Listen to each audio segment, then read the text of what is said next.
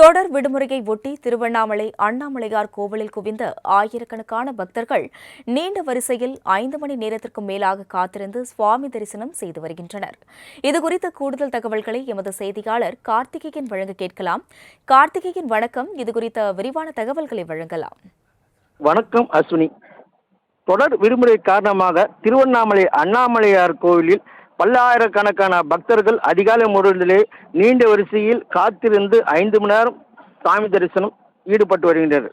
பஞ்சபூத ஸ்தலங்கள் அக்னி ஸ்தலமாக விளங்கும் திருவண்ணாமலை அண்ணாமலையார் கோவிலில் தினந்தோறும் ஆயிரக்கணக்கான பக்தர்களும், விடுமுறை நாட்கள் பல்லாயிரக்கணக்கான பக்தர்களும், பௌர்ணமி நாட்கள் லட்சக்கணக்கான பக்தர்கள் திருமலைக்கு வருகை தந்து அண்ணாமலை உண்ணாமலை தரிசனம் செய்து கிரிவலம் வருவது வழக்கம். அதன்படி தற்போது அரையாண்டு தேர்வு முடிந்து விடுமுறை விட்டு தினத்திலிருந்து பக்தர்கள் தங்கள் குடும்பத்துடன் திருவண்ணாமலை அண்ணாமலையார் கோயிலில் அதிகாலை முதலே காத்திருந்தனர்.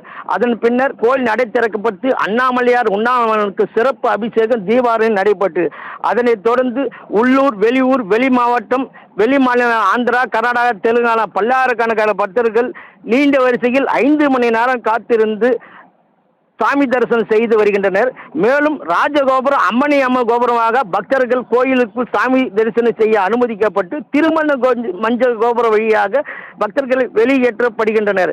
மேலும் தொடர் விடுமுறைக்கான இனி ஒரு காலங்களில் பக்தர்கள் கூடுதலாக வருவக்கூடும் என்பதால் கோயில் நிர்வாகம் பக்தர்கள் விரைந்து தரிசனம் செய்ய ஏற்பாடு செய்ய வேண்டும் என்பது ஆன்மீக பக்தர்கள் கோரிக்கையாக உள்ளது. அஸ்வினி.